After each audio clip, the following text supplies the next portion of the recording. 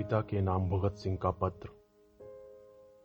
30 सितंबर 1930 को भगत सिंह के पिता सरदार किशन सिंह ने ट्रिब्यूनल को एक अर्जी देकर बचाव पेश करने के लिए अवसर की मांग की। सरदार किशन सिंह स्वयं देशभक्त थे और राष्ट्रीय आंदोलन में जेल जाते रहते थे। उन्हें व कुछ अन्य देशभक्तों को लगता था कि शायद बचाव पक्ष पेश कर भगत सिंह को फांसी के फंदे से बचाया जा सकता है, लेकिन भगत सिंह और उनके साथी बिल्कुल अलग नीति पर चल रहे थे।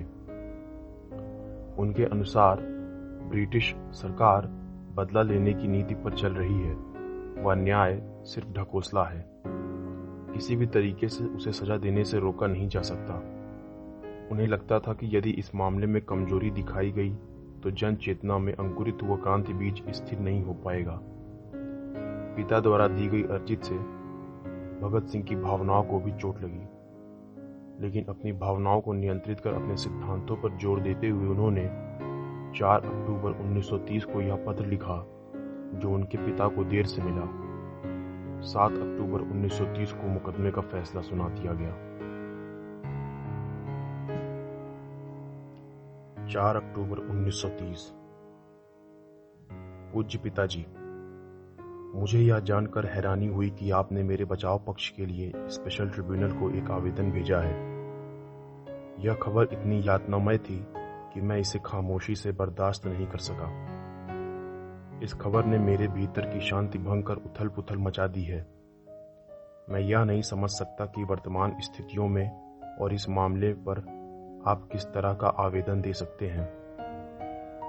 आपका पुत्र होने के नाते मैं आपकी पैतृक भावनाओं और इच्छाओं का पूरा सम्मान करता हूं, लेकिन इसके बावजूद मैं समझता हूं कि आपको मेरे साथ सलाह मशविरा किए बिना ऐसे आवेदन देने का कोई अधिकार नहीं था।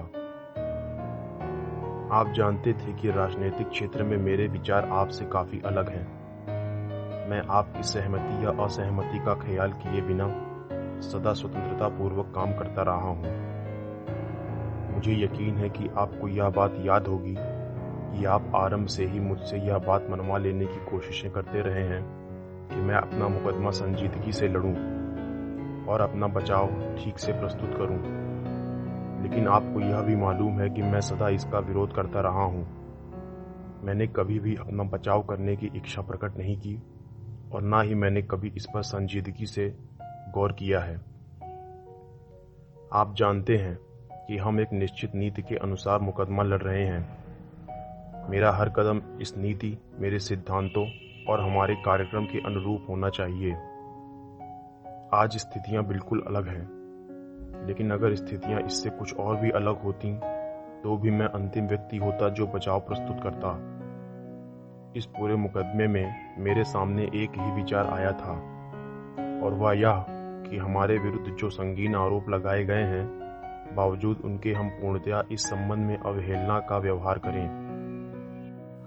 मेरा नजरिया यह रहा है कि सभी राजनीतिक कार्यकर्ताओं को ऐसी स्थितियों में उपेक्षा दिखानी चाहिए और उनको जो भी कठोरतम सजा दी जाए वह उन्हें हंसते हंसते बर्दाश्त करनी चाहिए। इस पूरे मुकदमे के दौरान हमारी योजना इसी सिद्धांत के अनुरूप रही है। हम ऐसा करने में सफल हुए या नहीं, यह फैसला करना मेरा काम नहीं। हम खुदगर्जी को त्याग कर अपना काम कर रहे हैं। वाइसराय ने लाहौर साजिश केस ऑर्डिनेंस जारी करते हुए इसके साथ जो वक्तव्य दिया है, उसमें उन्होंने कहा था कि इस साजिश के मुजरिम शांति व्यवस्था को समाप्त करने के प्रयास कर रहे हैं।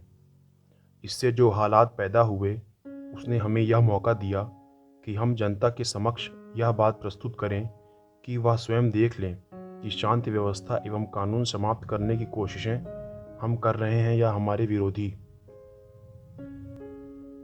इस बात पर मतभेद हो सकते हैं।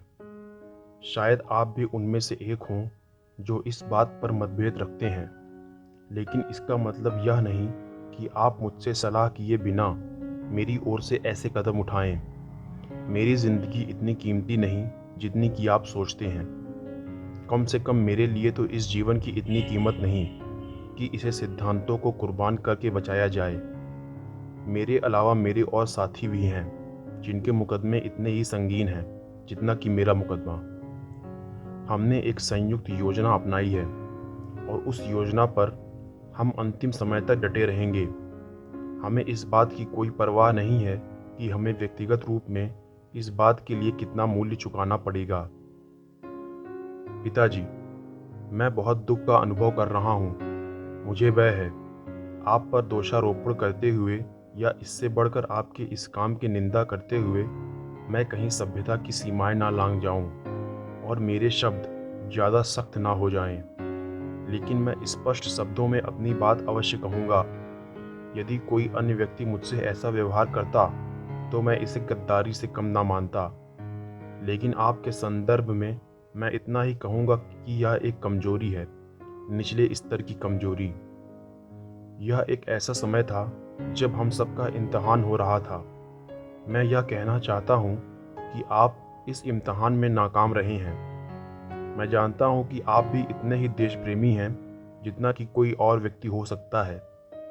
मैं जानता हूँ कि आपने अपनी पूरी जिंदगी भारत की आज़ादी के लिए लगा दी है, लेकिन इस अहम मोड़ पर आपने ऐसी कमजोरी दिखाई, यह बात मैं समझ नहीं सकता। अंत में मैं आपसे, आपके अन्य मित्रों एवं मेरे मुकदमे में दिलचस्पी लेने वालों से यह कहना चाहता हूँ कि मैं आपके इस कदम को नापसंद करता हूँ। मैं आज भी अदालत में अपना कोई बचाव प्रस्तुत करने के पक्ष में नहीं हूँ। अगर अदालत हमारे कुछ साथियों की ओर से स्पष्टीकरण आदि के लिए प्रस्तुत किए गए आवेदन को मंजूर कर लेती तो भी मैं कोई स्पष्टीकरण प्रस्तुत न करता।